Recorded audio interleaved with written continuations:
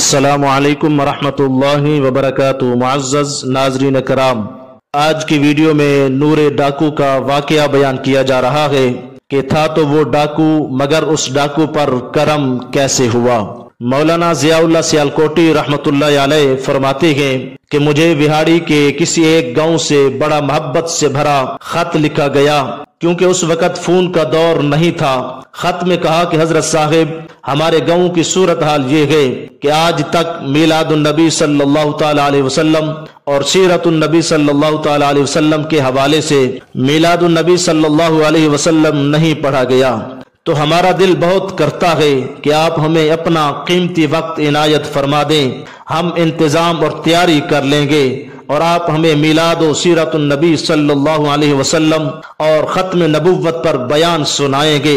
مولانا صاحب فرماتے ہیں کہ میں نے ان کے محبت بھرے جذبات کو دیکھ کر خط لکھ دیا کہ میں فلاں تاریخ کو حاضر ہو جاؤں گا، حتیٰ کہ دیے گئے وقت کے مطابق میں عاجز فقیر اپنی کتابوں سمیت ٹرین پر سے اتر کر تانگا پر بیٹھ کر ان کے گاؤں پہنچ گیا۔ تو جیسے میں ان کے پاس پہنچا تو آگے سے میزبانوں نے مجھے ہدیہ پیش کر کے کہنے لگے کہ مولانا صاحب، آپ واپس اپنے گھر کی طرف جا سکتے ہیں، ہم بیان نہیں کروانا چاہتے۔ فرماتے ہیں کہ میں پریشان ہوا کہ آخر معاملہ کیا ہے کہ اتنی محبت کے ساتھ مجھے خط کے ذریعے بلایا گیا، اور جب میں حاضر بھی ہو گیا تو اب یہ لوگ میلاد النبی صلی اللہ علیہ وسلم اور ختم نبوت کا پروگرام اور میرا بیان کیوں نہیں کروانا چاہتے۔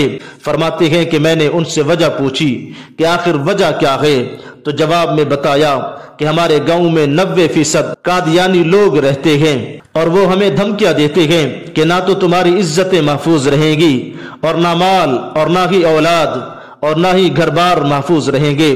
اگر سیرت النبی صلی اللہ علیہ وسلم پر بیان کروایا تو تمہاری یہ ساری عزتیں، مال، اولاد، گھر بار سب کچھ تباہ کر دیں گے۔ کہنے لگے مولانا صاحب، ہم بہت کمزور لوگ ہیں، غریب ہیں، اور تعداد میں بھی بہت کم ہیں، اس لیے ہم یہ سیرت النبی کانفرنس نہیں کر سکتے۔ علامہ صاحب فرماتے ہیں کہ میں نے ہدیہ والا لفافہ واپس کرتے ہوئے کہا کہ اگر بات تمہاری ہوتی یا میری ہوتی تو میں واپس چلا جاتا، مگر اب بات مدینے والے کریم آقا صلی اللہ علیہ وسلم کی عزت کی آ گئی ہے، اور اب بات ختم نبوت پر پہرا دینے کی آ گئی ہے، تو اب بیان تو ہوگا اور ضرور ہوگا۔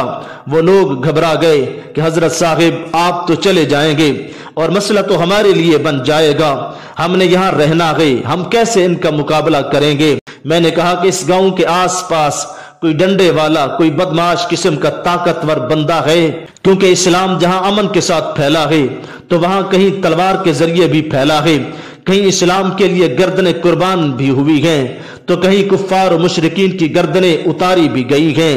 الغرض جب پوچھا کہ کوئی بدماش ڈاکو بھی آس پاس رہتا ہے تو انہوں نے کہا کہ گاؤں سے کچھ دور ہی ایک بندہ رہتا ہے جس کا نام نورا ڈاکو ہے، اور پورا علاقہ اس سے ڈرتا ہے۔ میں نے کہا چلو مجھے لے چلو نورے کے پاس۔ جب ہم نورے کے ڈیرے پر پہنچے تو نورا ڈاکو دیکھ کر بولا کہ آج خیر تو ہے مولوی صاحب، کیسے آنا ہوا مجھ ڈاکو کے پاس؟ میں نے کہا کہ بات رسول اللہ صلی اللہ علیہ وسلم کی عزت کی آ گئی ہے، اس لیے تمہارے پاس آنا پڑا ہے، کیا تم اس حوالے سے کچھ کر سکتے ہو؟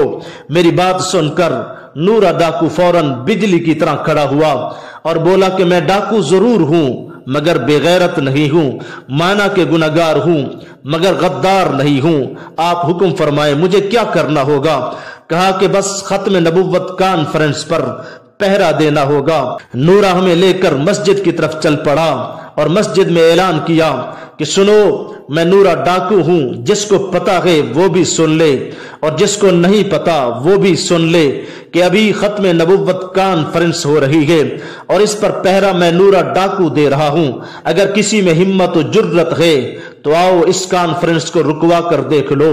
اور پھر پروگرام کا انتظام و اہتمام کروایا، اور پھر مسجد میں 3 گھنٹے مولانا صاحب نے بیان کیا، اور نورا ڈٹ کر کھڑا رہا اور ڈیوٹی سر انجام دیتا رہا، حتیٰ کہ جب کانفرنس و پروگرام اختتام کو پہنچا تو آخر میں نورے نے پھر اعلان کیا اور کہا کہ اگر کسی نے मुसलमानों की तरफ आंख उठाकर भी देखा तो वो नूरे से बच नहीं सकेगा। और तुम नूरे को अच्छे तरीके से जानते हो कि नूरा क्या कर सकता है। मौलाना साहिब फरमाते हैं कि मैं वापस अपने घर आ गया और फिर कुछ माह के बाद मेरे घर पर एक ऐसा आदमी आया जिसके सर पर इमामा शरीफ और चेहरे पर दाढ़ी शरीफ और जबान पर दुरूद शरीफ का विर्द जारी था। मैंने उनसे पूछा कि आप कौन हो? सामने से वो रो कर बोला, मौलाना आपने नहीं पहचाना, मैं नूरा डाकू हूं। मौलाना साहिब ने कहा कि नूरे डाकू का हुलिया ये तो नहीं था, उसका हुलिया तो कुछ और था। अब ये मुस्बत तब्दीली कैसे आई है?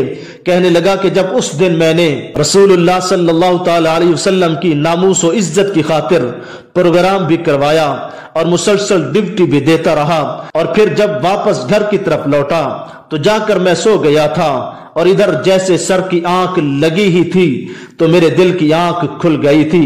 मैंने आलम ख्वाब में देखा कि प्यारे करीम आका हुजूर जाने जाना सल्लल्लाहु अलैहि वसल्लम मेरे ख्वाब में तशरीफ लाए हैं और मेरा माथा चूमा है, और फिर इरशाद फरमाया कि आज तूने मेरी इज्जत और नामूस पर पहरा दिया है, मैं और मेरा अल्लाह तुम पर खुश हो गए हैं, और अल्लाह रब्बुल इज्जत ने तेरे पिछले सब के सब गुनाह भी माफ फरमा दिए हैं।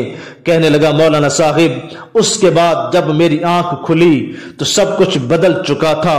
अब तो हर वक्त आंखों से आंसू जारी रहते हैं, अब तो आंसू खुश्की नहीं होते।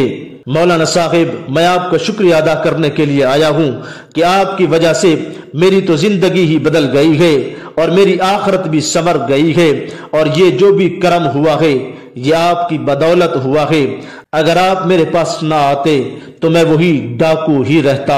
इस सारे वाकया से सबक मिलता है कि नामूस रिसालत व खत्म नबुव्वत पर जो भी बंदा पहरा देता है, यकीनन वो बंदा बारगाह मुस्तफ़ा में भी मकबूल हो जाता है और बारगाह खुदाबंदी में भी मकबूल हो जाता है। वहां ये नहीं देखा जाता कि बंदा खुद कैसा है, गुनहगार है या नेकोकार है, और किस नस्ल से ताल्लुक रखता है, काला है या गोरा है, अरबी है या अजमी है। बस ये देखा जाता है कि इस बंदे ने काम कैसा अजीम किया है और दीन इस्लाम के लिए कुर्बानी क्या दी है।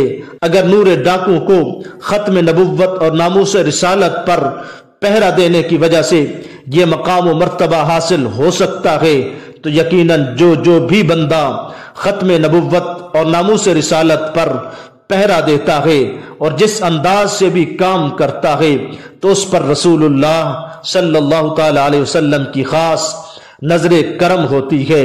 अल्लाह रब्बुल इज्जत हमें दीन इस्लाम के साथ जोश व जज्बे के साथ वाबस्ता रहने की तौफीक अता फरमाए। आमीन। वमा तौफीकी इल्ला बिल्लाह।